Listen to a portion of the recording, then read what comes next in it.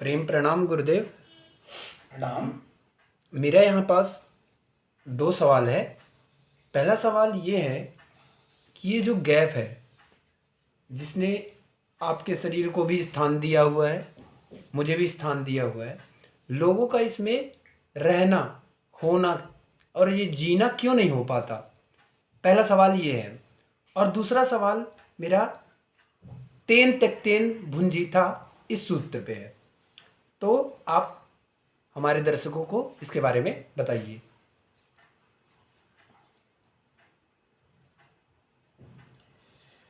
पहला सवाल ये है तुम्हारा कि ये जो गैप के विषय में हम बात करते हैं, जो कि विपश्यना जो ध्यान है, 112 विधि है, उसमें विपश्यना पहला ध्यान है आत्म ज्ञान के लिए।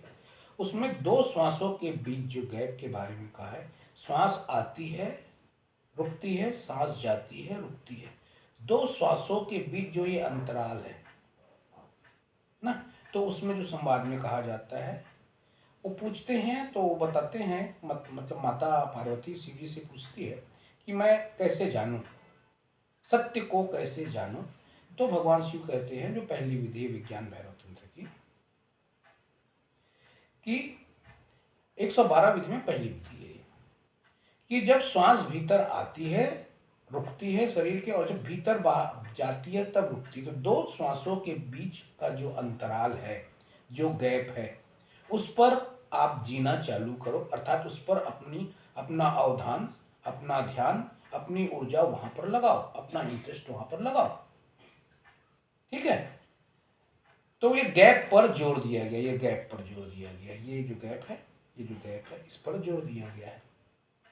जैसे मैं बैठा हूं और ये जो मोबाइल मेरे सामने है, इसके बीच में देखो गैप है ना, और ये गैप इस कमरे में भी पूरा है। ठीक है।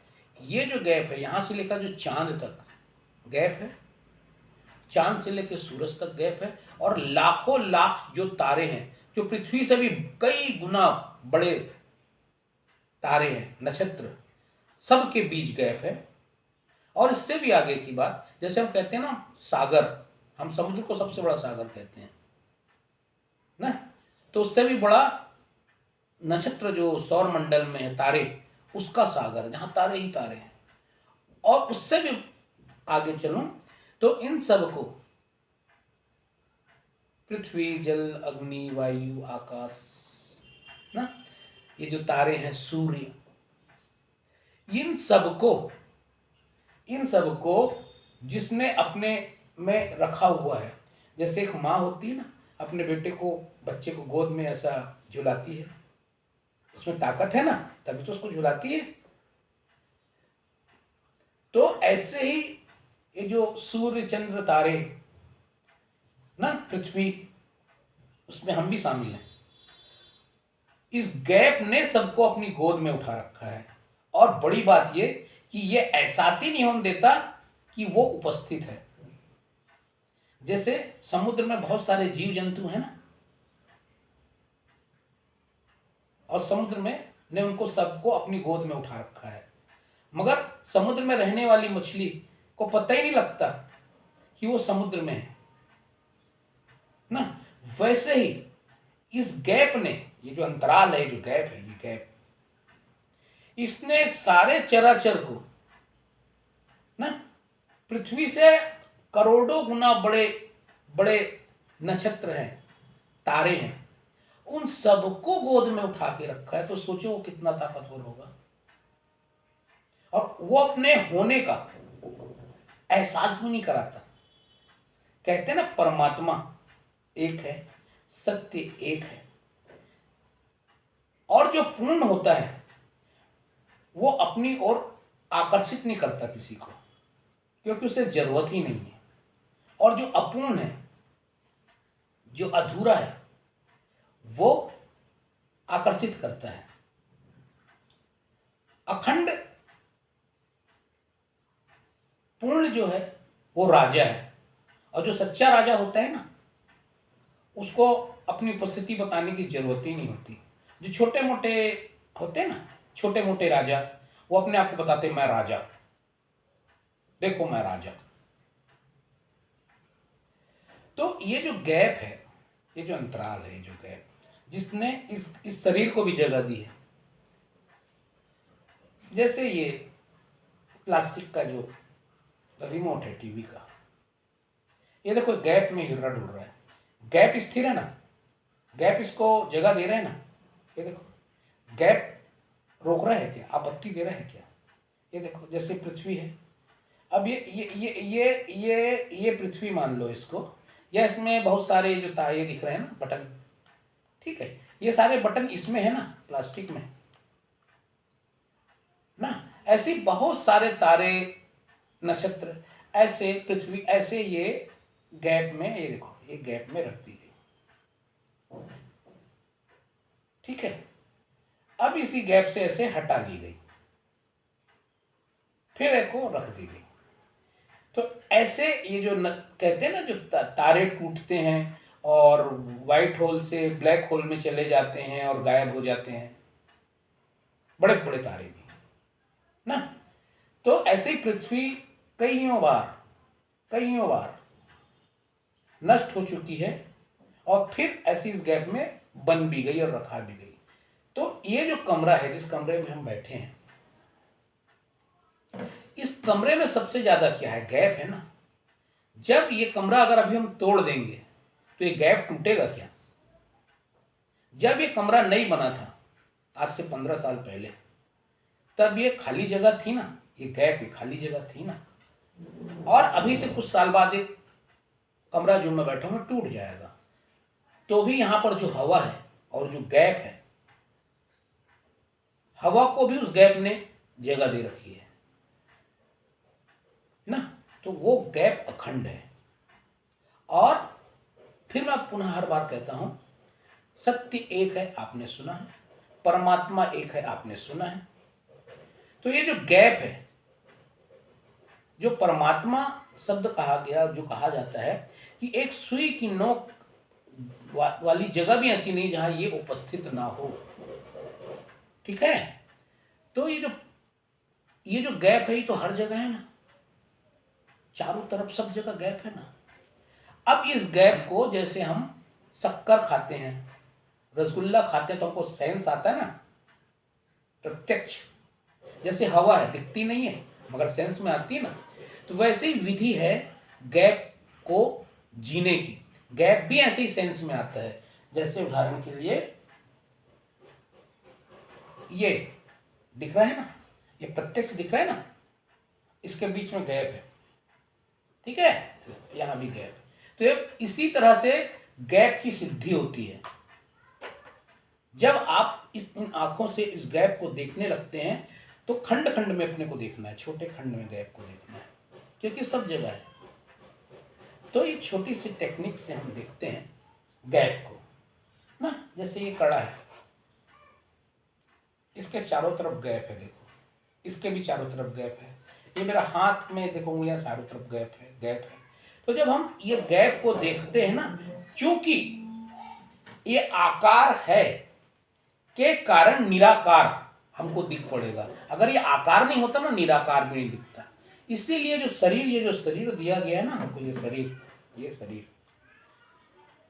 ये जानने के लिए आकार से ही निराकार सिद्ध होगा। क्रिया का जो केंद्र जो हिल रहा है, वो उसका केंद्र अक्रिया है। जैसे पृथ्वी, अभी मुझे नाचना है धरती पर, और धरती भी हिलेगी तो मैं नाच पाऊंगा क्या? नहीं। तो धरती स्थिर होगी तभी तो उसमें नाचा जा सकता है। तो क्रिया का केंद्र अक्रिया है। जो बना हुआ है, आकार प्रकार है, उसका केंद्र अपोजिट में अनबना है। शरीर जो दिख रहा है ना, शरीर का जो केंद्र है अशरीर है। तो ये जो वैकेंट है, खाली है, ये एक्चुअल में भरा हुआ है और ये ऊर्जा से भरा हुआ है। तो इसमें हमको अगर प्रवेश करना है तो इसकी विधि है। ये शक्तिपात के द्वारा होता है।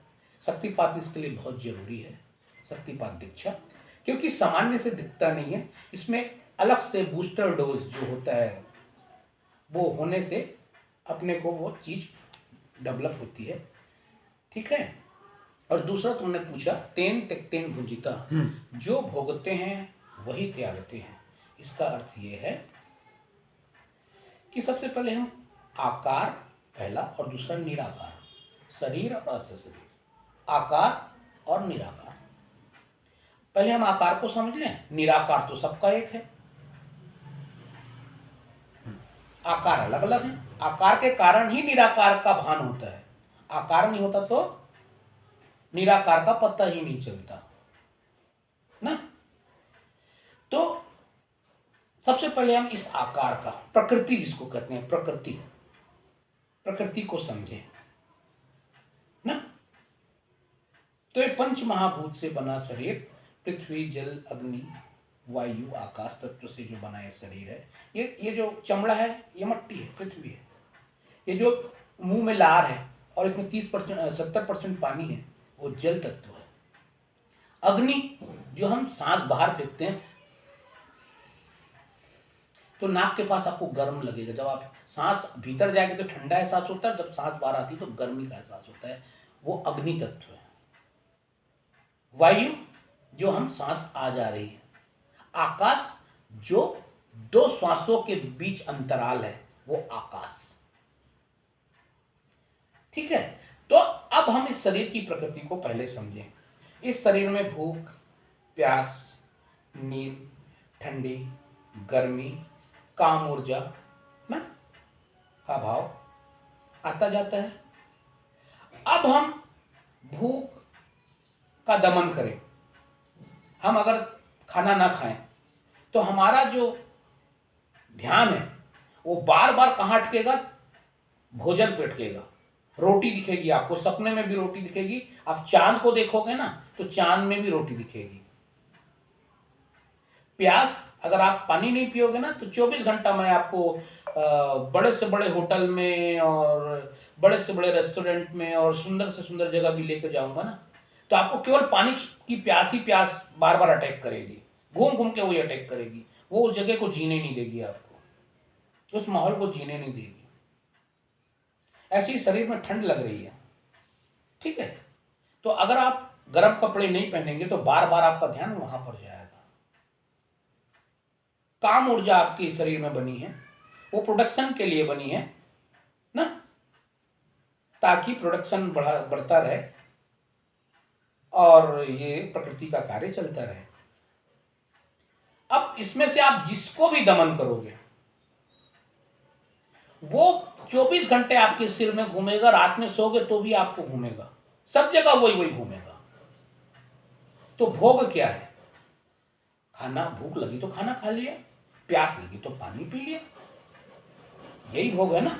तो अगर आप इसका भोगोगे नहीं, ठीक है, तो बार बार ध्यान जाएगा। दूसरी बात, जैसे कोई व्यक्ति, जब हम छोटे थे तो हमारे को साइकिल खरीद के दी गई, हमारे पापा ने हमको दी, ठीक है। तो जब साइकिल आई तो हम उसको 15 दिन 20 दिन रोज सुबह शाम धोते और साफ करते और चलाते। फिर धीरे धीरे समय बीता तो साइकिल चलाने या फिर हमने छोड़ दिया, हमने अरे आप साइकिल नहीं चलाते यार। पहले साइकिल चलाने के लिए हम रोते थे कि हमको साइकिल दो, वैसे आपने कार लाई तो कुछ महीनों दोस्तों को बता रहे, देखो हमने कार खरीदी, फोटोज डाल रहे हैं, हमने कार का वो पूजा किया, स्वास्तिक का चित्र लगाया, ध्यान पोछा पाछा, और फिर कुछ समय बाद वो कार खड़ी है, उसके और ध्यान भी नहीं जाता। तो जब भोगेंगे तभी तो त्याग होगा ना, बिना भोगे कैसे त्याग हो जाएगा? तो वो जो समझ है, वो जो अनुभव है, वही तो त्याग बनेगी ना। कोई आप पत्थर थोड़ी खा रहे हो, ईंटा पत्थर थोड़ी खा रहे हो, जो खाने योग्य है, प्राकृतिक है, अब उसका आप निषेध करोगे तो तेन त्यक्तेन भुंजीता का मतलब होता है जो भोगते हैं वही त्यागते हैं। और जो प्राकृतिक है ना, उस भोग के संबंध में मैं कह रहा हूं। तो जब तक उसको आप सहजता से, स्वीकार से नहीं करोगे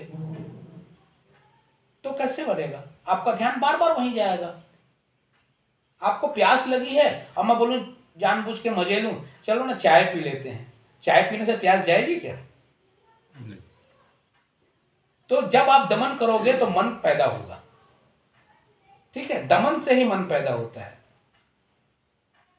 और ये मन फिर 24 घंटा वही वही वही वही जिस चीज का दमन करोगे आप उसके भूत बन जाओगे, भूत।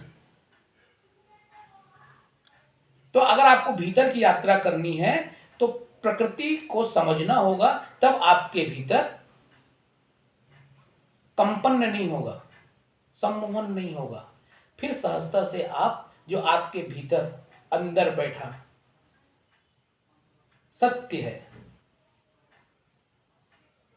उस पर आप जा पाओगे, अन्यथा आप नहीं जा पाओगे। आप तो भूख प्यास नींद से लड़ते रहोगे। जब लड़ते लड़ते रहोगे तो भीतर कहां जाओगे? ये तो संभव ही नहीं है ना। एक सहज एकदम सरल बात बता रहा हूं मैं, बिल्कुल ऐसे ही है ना। तो फिर पुनः आप लोगों को मैं प्रणाम कर रहा हूं, नमस्कार।